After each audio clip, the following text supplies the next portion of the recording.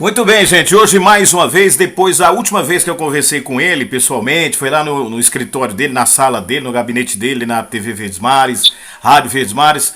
Eu ia lá várias vezes, né? E toda vez eu ia conversar com ele lá, com o João Inácio, mas eu acho que foi em 99, no ano de 99, já entrando no ano de 2000. É o Tom Barros, famoso Tom Barros, da Rádio Verdes Mares, da TV Verdes Mares, que na verdade, esse comunicador, esse jornalista que é completo para todos nós. Somos fãs, eu falei que desde criança, quando eu morava na cidade dos funcionários em Fortaleza, que eu escutava, eu tenho hoje 49 anos, na época eu tinha 13, 14 anos, eu acho que o nome do programa era o programa Nas Garras da Patrulha, não é isso, Tom Barros? O nome do programa? Nas Garras da Patrulha, tinha lá. Muito bem, Tom, eu quero primeiro agradecer, eu sempre lhe admirei, você é chamado de mestre porque na verdade você passa seu conhecimento, é admirável isso. E eu gostaria de saber o seguinte, hoje você continua no maior sistema de comunicação do Nordeste, que é o Sistema Verdes Mares. É um programa que a gente escuta e a gente só aprende. Eu lhe escuto todos os dias, conversando com Paulo Oliveira, conversando com o Gleidson Rosa, e isso é muito bom. Você acha, Tom Barros, que o rádio se reinventou com esse advento da internet? Júnior Chimenez, um abraço para você, primeiramente, que alegria. Depois de tanto tempo a gente está aqui de volta para um bate-papo bem informal, bem tranquilo. Abraçar os meus amigos da Rádio Biapaba FM. E a você, claro, com a sua audiência, com a sua participação, muito importante. É uma alegria estar aqui com você. Já estive naquela época e agora a gente renova o contato de uma forma muito salutar. A internet, ela veio reforçar o rádio.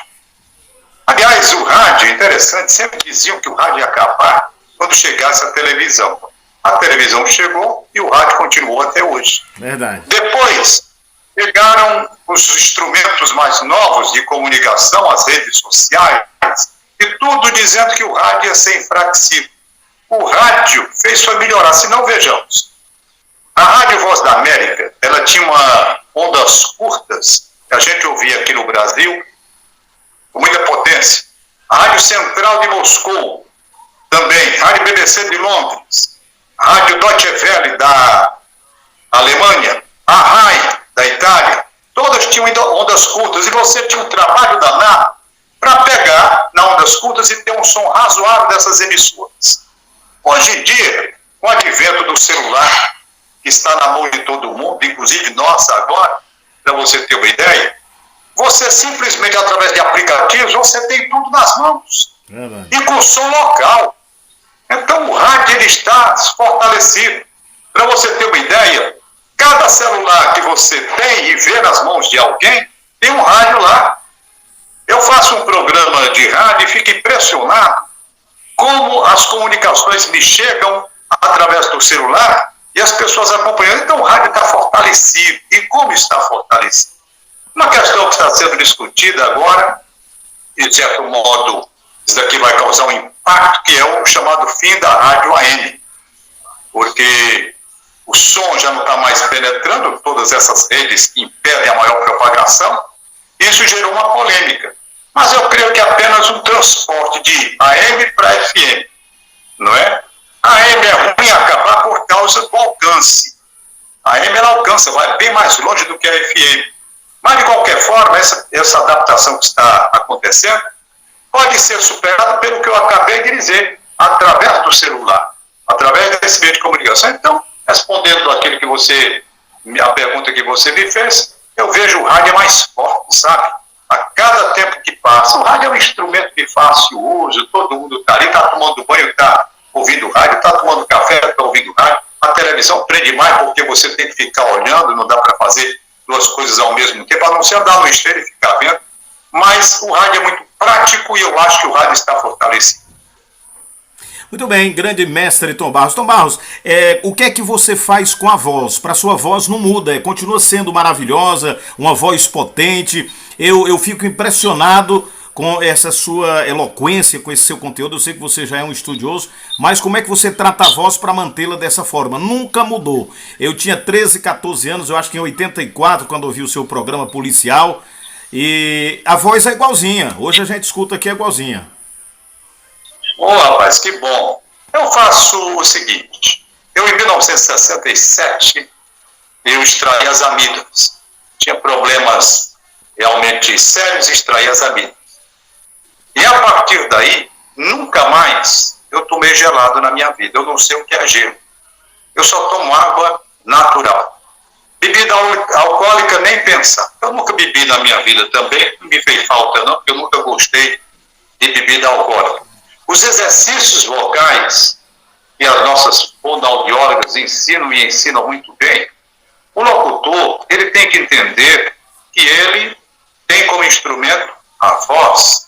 Ele tem que dar à voz dele o mesmo trabalho que o jogador de futebol dá na musculação de sua perna, que ele vai utilizar. Então, aqueles exercícios são fundamentais. Eu, por exemplo, todo dia pela manhã, antes de entrar no Rádio Notícias Verdes Mares, eu faço todos os exercícios que a fonoaudióloga manda. Eu tenho aquilo ali como prática já. Se eu vou, às vezes, eu sou metido a cantor amador, mas gosto de cantar por aí nas serestas, principalmente quando era lá do Augusto Borges, na televisão educativa, que hoje é TV Ceará. Eu faço exercício antes de entrar, mesmo não sendo profissional. Então é uma coisa que você tem a zelar, como você, por exemplo, tem que zelar pela sua voz, que é o seu trabalho. Então muita gente descuida, exagera, manda gelo, choque térmico, que é muito ruim. Uma coisa ruim para a voz é ar-condicionado. Eu sempre evito, olha, eu não vou para uma festa junina, qualquer acontecimento que eu vá, eu não vou numa festa, um evento qualquer, a primeira coisa quando eu chego num salão, eu olho, é para ver logo onde é que está o ar-condicionado, para evitar que o fluxo de ar venha em cima de mim. Onde eu trabalho, na redação do Diário do Nordeste, por exemplo, eu procuro as cadeiras que estão estrategicamente posicionadas longe do ar-condicionado. Por quê? Porque aquilo, para mim, é um problema, e muito sério. Então, é uma questão até de saúde. De forma que eu sempre zelei pela voz, desde 1967, quando eu me submeti à cirurgia de amígdalas. Não usei mais gelo, não é? E tem até um problema, quando eu viajei algumas vezes, que eu fui fazer transmissões na Europa, e peguei uma temperatura muito baixa, e tive que me precaver muito, tive um problema na Alemanha, porque lá houve uma queda de temperatura brutal na Copa, e eu fiquei apertado mesmo, porque houve um fechamento, né? Porque a temperatura desceu muito, desceu demais. Eu estava transmitindo o futebol em Dortmund, numa temperatura, e ela começou, quando eu estava no começo do jogo, ela começou na temperatura até razoável, e quando foi para a noite começou a cair, mas caiu muito. E aquilo eu tinha feito um esforço vocal muito grande transmitindo o jogo, não recordo mais nem qual foi. Quando eu peguei o trem para voltar para Munique, já senti a garganta fechando. Então, veja, tudo porque eu estava muito bem, tudo por causa da variação de temperatura. Quando eu cheguei em Munique, tive que me submeter a um tratamento, mas graças a Deus uma resposta muito boa, porque em 3 dias praticamente eu tinha recuperado, mas foi uma situação decorrente de uma variação de temperatura. Então a garganta, ela é muito sensível. Talvez você, eu não sei se você tem alguma alergia, ela é muito sensível. De forma que o zelo que a gente deve ter como profissional da voz é muito grande. Eu evito beber água gelada. Tom Barros, por falar nisso, você, como é que a Rádio Verdes Mares está convivendo nesse período de Covid? Eu, pelo que observei no seu programa, na sua conversa com Paulo Oliveira, eu não tinha percebido que você estava fora do estúdio. Mas quando você falou que estava em casa, eu disse, como é que o som sai perfeito? A gente só sabe que você está fazendo o programa aí da sua casa porque você fala. Mas como é que vocês tomaram essa decisão? São todos os comunicadores? Como é que foi a decisão aí?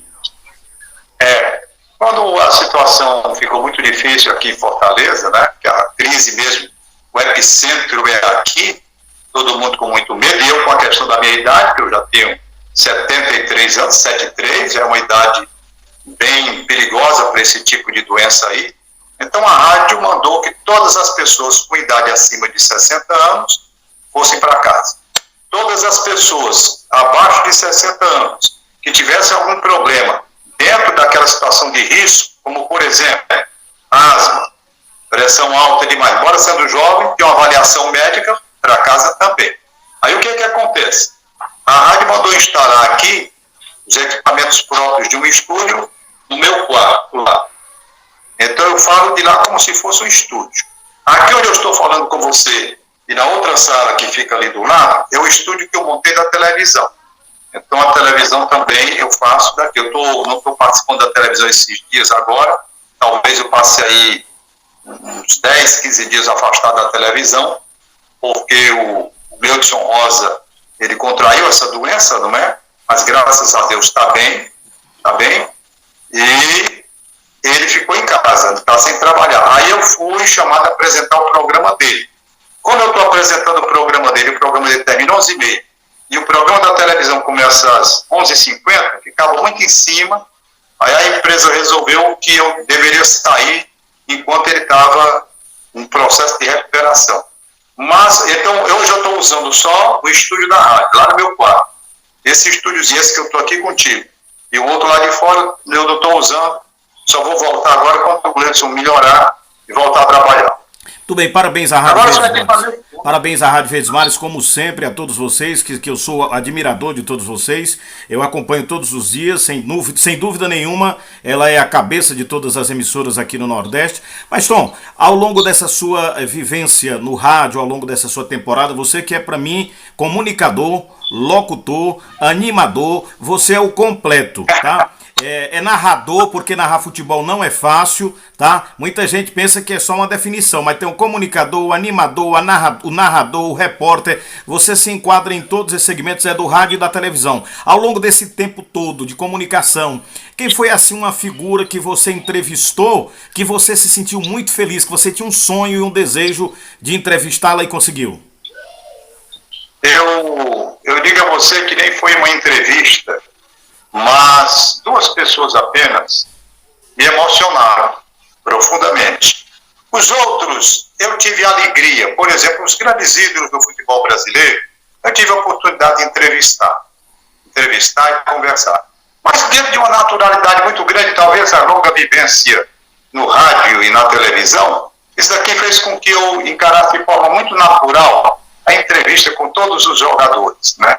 Tive a oportunidade de ver todos eles, grandes ídolos do futebol mundial, em Copas do Mundo, tudo.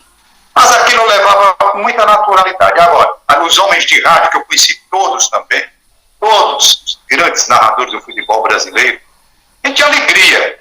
Tive a alegria de conversar com Osmar Santos, com Galvão Bueno, Pedro Luiz, Fiore Giliotti, Jorge Cury. Alegria, mas não houve o impacto, e foi extremo impacto quando eu tive a oportunidade. Eu nem fiz a entrevista, apenas estava no estúdio. O outro, sim, eu falei, foi Albert Sabin, um benfeitor da humanidade. Eu estava na década de 70, trabalhando na TV Ceará da Rede Tupi. O Augusto Bosch estava apresentando o programa. Eu ia participar de um noticiário, logo em seguida estava no estúdio, quando entra Albert Sabin. Me deu uma emoção grande, rapaz. Porque quando eu olhei para aquele homem simples, cara humilde, falando até um português, porque ele era casado com uma brasileira. É Luiz o nome da mulher dele, brasileira. Um cara assim, quando eu me lembrei que aquele homem, através do aperfeiçoamento que teve com a vacina, que leva o nome dele, né, das gotinhas, com o vírus vivo, ele conseguiu evitar que milhões e milhões de pessoas no mundo contraíssem a paralisia infantil. Então, olhava para aquele homem assim, sabe emocionar. Quantos pais de família não tiveram de sabor de ver seu filho aleijado?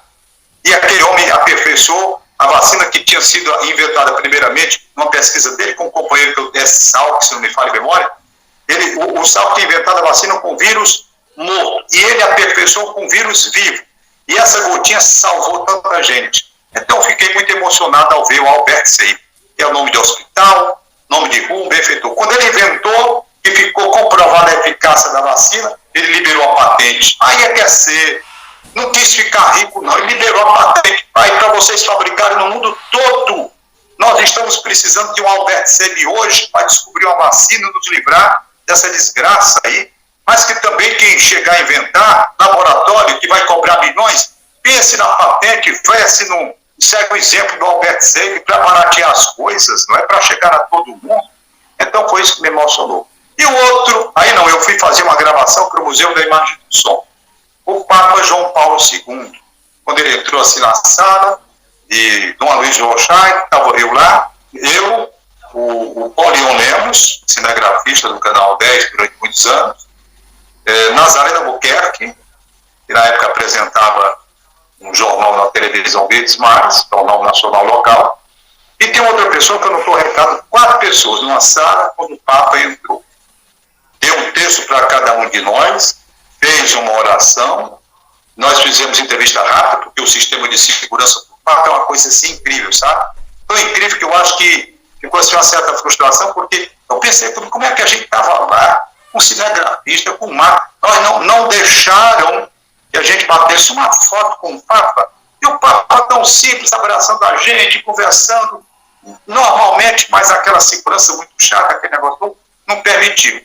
Então foram as 2 emoções. Quer dizer, fora do ramo do futebol, por essas pessoas que me emocionaram. No futebol eu gostei. Entrevistei Pelé em 1967, aqui no PV, né?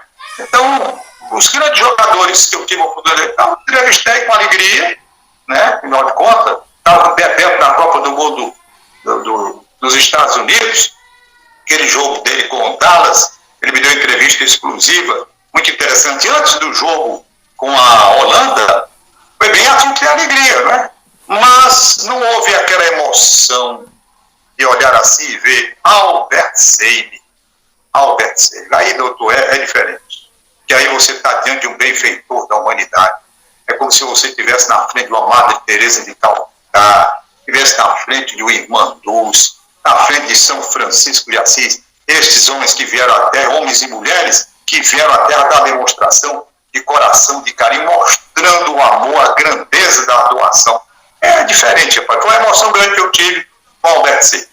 Qualquer um ficaria, né, emocionado. Papa João Paulo II, eu me lembro naquele tempo que até o Luiz Gonzaga fez uma música para ele. Eu acho que eu tinha 13 anos quando ele pousou lá, o helicóptero, acho que foi um helicóptero lá no Castelão. Mas, Tom Barros, isso é muito emocionante, muito bom ouvir isso. Você também poderia ter sido senador, poderia ter sido deputado, ou quem sabe até governador do estado do Ceará na década acho que de 80. Se eu salvo engano, acho que 84, 87, 88, por aí assim.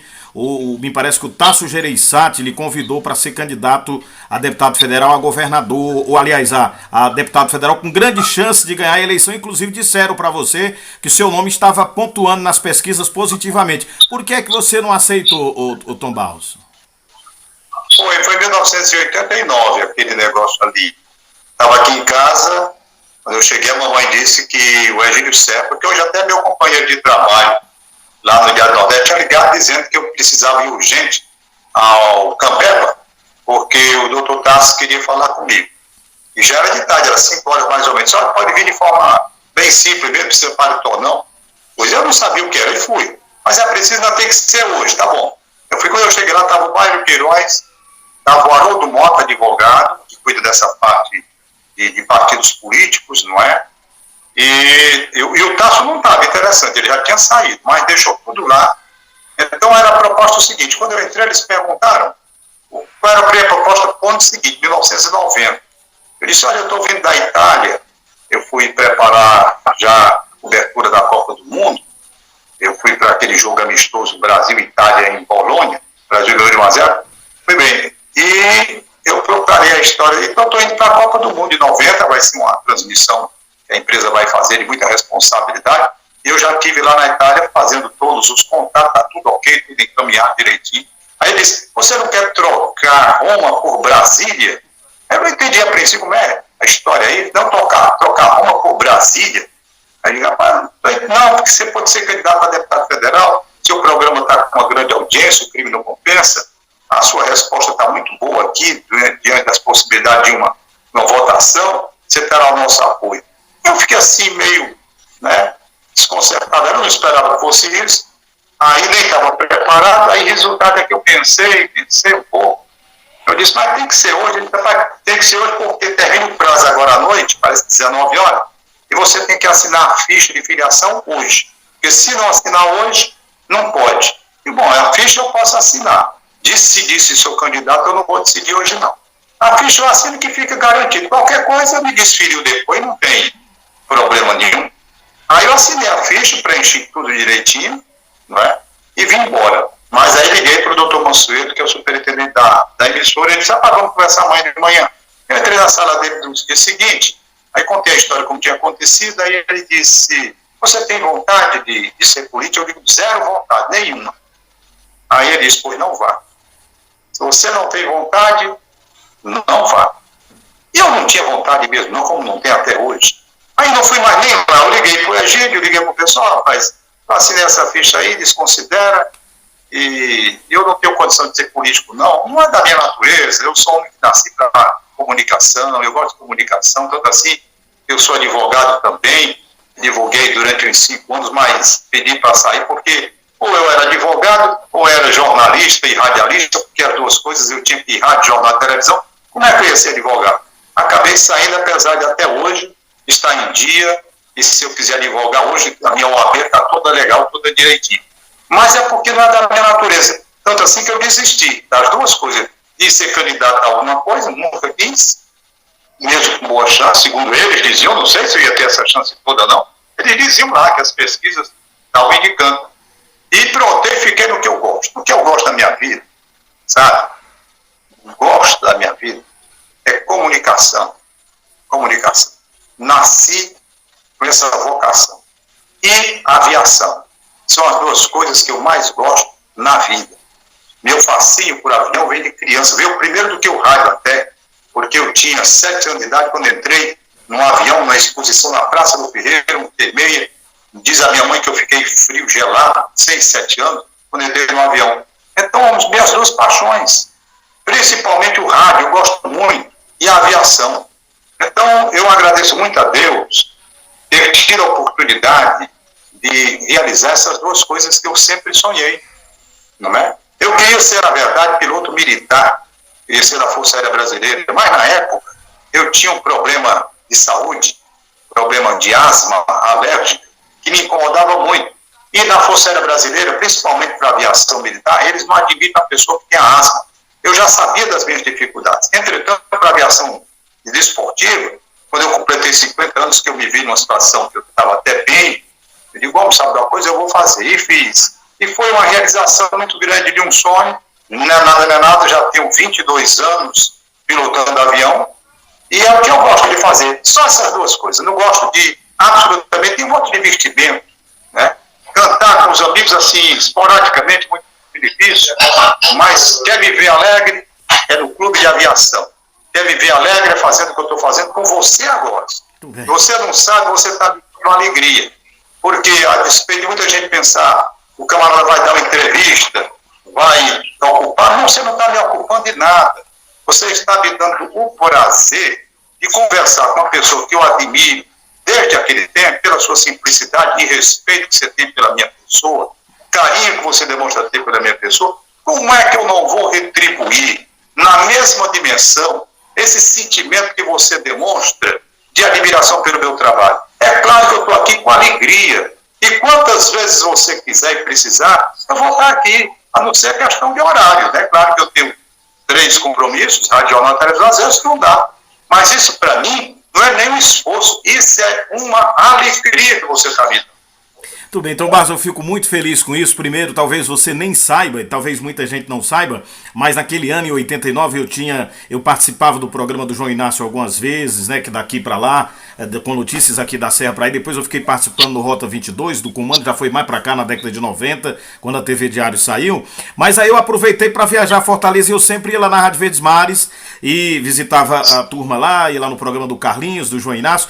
E eu então ia lá no seu gabinete, na sua sala, conversar com você, e toda pergunta que eu lhe fazia sobre reportagem, sobre rádio, você foi um professor para mim. E o que mais me chamou a atenção foi exatamente, ó, tudo que você falou, eu coloquei aqui na cachola, botei em prática e deu resultado positivo, e dá até hoje. Com relação à questão do homem do rádio, o homem público, o homem da vida pessoal, essas coisas são muito importantes. Então eu fui pegar com você porque eu disse assim, olha, eu escutava ele em 84, eu era 83, quando eu morava lá na Cidade dos Funcionários, ele já era um comunicador muito importante. E hoje o cara é simples, não tem frescura, não tem estrelismo. Eu estava dizendo aqui, ele é uma estrela que brilha e não é metido. É simples e é uma pessoa que tem um coração do tamanho do mundo. Eu acho isso grande, essa é a maior riqueza que o ser humano pode ter. Você é rico, riquíssimo.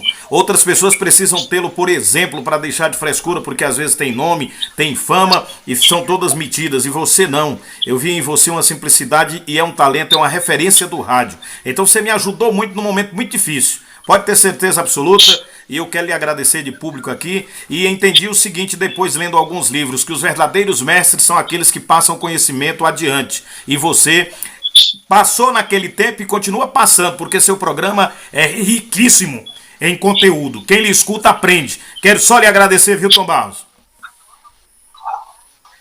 Olha, quem agradece sou eu. Foi um prazer mesmo. Mandar meu abraço para os amigos de Guaraciaba. Aliás, interessante, Júnior. Eu só passei uma vez aí, rapaz, só uma vez. Eu estava indo para São Benedito. Muito bem. Eu estava indo para o casamento de um primo meu, lá em São Benedito, o Aldinho. Né? Conheci São Benedito e passei por Guaraciaba do Norte. Se eu soubesse que você estava aí, eu tinha parado para tomar um café com você na sua casa, mas eu não sabia. Você está convidado. Não sabia onde você morava. Minha casa está à disposição. Quando você vier à Serra, a casa está à disposição aqui em Guaraciaba, para que você possa vir nos visitar. Viu? Eu gostei da cidade, bem legal, foi legal, a cidade está legal. Pois olha, um abração. Obrigado, muito obrigado por essas palavras carinhosas que você repetiu aí.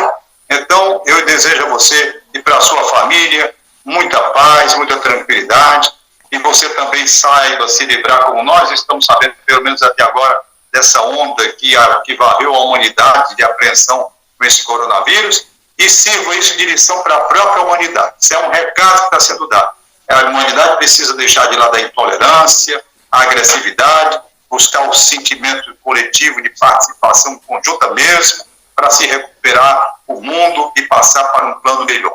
Muito obrigado, hein, Júlio Chimenez? Olha, você me deu uma ideia grande para fechar o nosso trabalho de hoje. Muito obrigado, Tom Basoli, um grande mestre, obrigado. E mandar um abraço aí pro Gleidson Rosa, ele é nosso amigo lá do Grupo Radialistas do Ceará, do Domingos Távora, de toda a equipe. A gente está orando não só por ele, mas por todas as pessoas, fazendo nossas preces, para que se recuperem, passamos por essa tempestade, para depois termos a bonança. Mestre Tom Barros, que Deus lhe abençoe. E eu sou seu ouvinte, sou seu admirador, e foi muito bom, foi a realização de um sonho meu mais uma vez, porque aquelas outras entrevistas que eu tinha com você, com o cantor José Augusto, com Defívoris, com tantos artistas e comunicadores, eu tinha umas fitinhas pequenas, de gravadorzinho pequeno, e infelizmente uma moça que trabalhava na minha casa extraviou aquelas fitinhas sem querer, sem saber da importância delas, mas agora eu tenho esse documento que serviria para um livro, mas hoje a gente não precisa escrever um livro se a gente tem, muita gente gosta de ler, muita gente gosta de escrever, mas a gente pode registrar em vídeo. Obrigado, Tom Barros. Um abraço, boa noite, felicidade aí para todos vocês da FM Biababa e para você especificamente. Muito obrigado.